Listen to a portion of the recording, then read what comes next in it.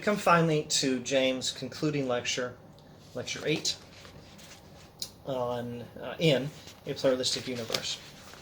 Now, he just said something about how he's going to look at religious experiences as a source of information on whether there is such a thing as a superhuman consciousness, a mind beyond our minds that, in coordination with all the metaphysics he's been talking about through this whole book, can be understood to be something that is continuous with our minds, or coextensive with our minds, or overlaps with our minds.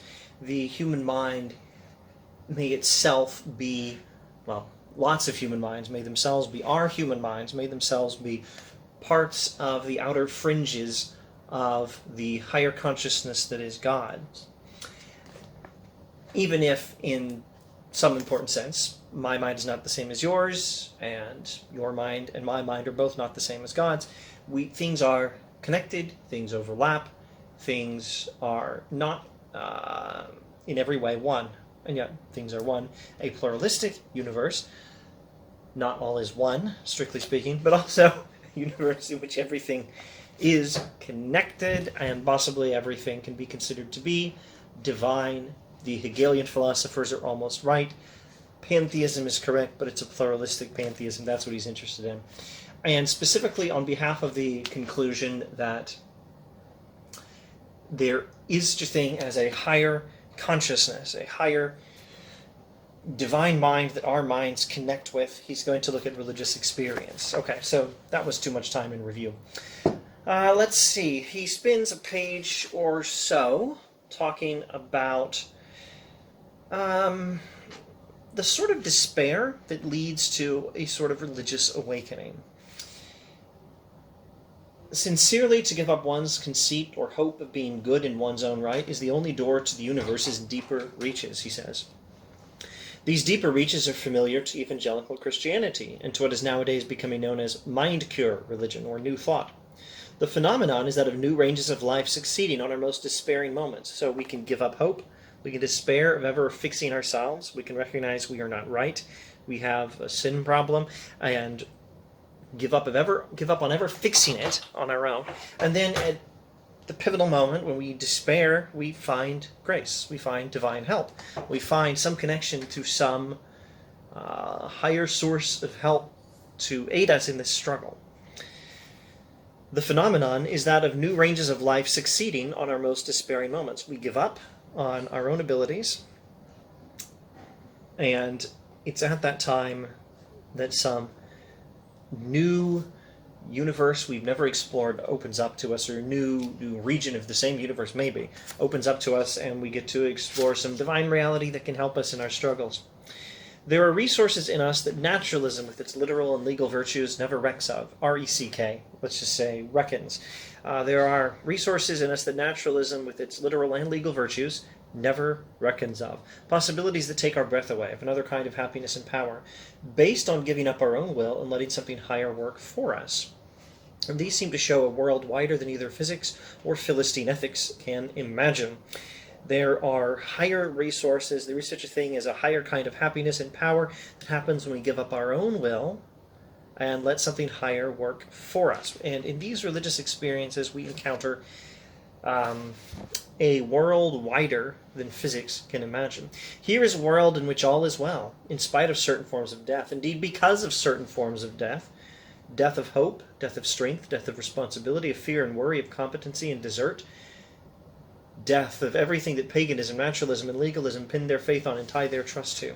So, when we give up on our own efforts, we discover grace.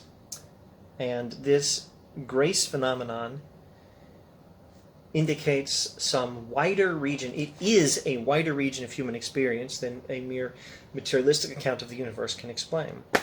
And it indicates a wider region of reality than materialism can account for. It indicates a broader region, I think he's about to explain, but we'll get to that in the next video presumably, or the video after that perhaps, indicates a wider range of human consciousness than we are currently aware of.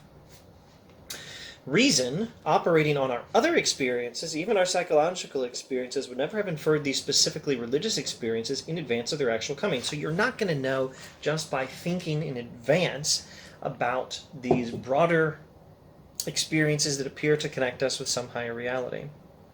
Some superhuman mind is where he's going here. We wouldn't know about this in advance, but we might learn about it from experience, and indeed that's the only way you can learn about it. You can only learn about this stuff from experience. These experiences suggest that our natural experience, our strictly monistic and prudential experience, may be only a fragment of real human experience. Everyday experience may be only a fragment of all of human experience. They soften nature's outlines and open out the strangest possibilities and perspectives. This is why it seems to me that the logical understanding working in abstraction from such specifically religious experiences will always omit something and fail to reach completely adequate conclusions. Death and failure, it will always say, are death and failure simply, and can never more be one with life. So religious experience, peculiarly so-called, needs, in my opinion, to be carefully considered and interpreted by everyone who aspires to reason out a more complete philosophy. If we're going to have a complete philosophy, we have to reckon with religious experience and take seriously the reality it seems to indicate. Now, none of this means that everything in a religious experience is necessarily true. A religious experience could be an error, akin to a hallucination, or possibly in some cases the same thing as a hallucination. We're taking experience seriously here as an indicator of what is real. But not all experiences are fallible, actually possibly none of them. No experience is an infallible indicator of what is real. At any rate, certainly not all of them are infallible. So it's not going to be, how shall we say it, an open and shut case. It may, however, be good probabilistic reasoning. Now, if you know anything about William James, you may have already noticed this is building on the varieties of religious experience, his other book. All right, that's quite enough for now. I continue to take the ideas in this book mostly one at a time. I'm not able, or not yet able, to put them all together in a comprehensive way. Perhaps when we get to the end, God willing, inshallah. All right, more from Lecture 8 next time. Thanks for watching.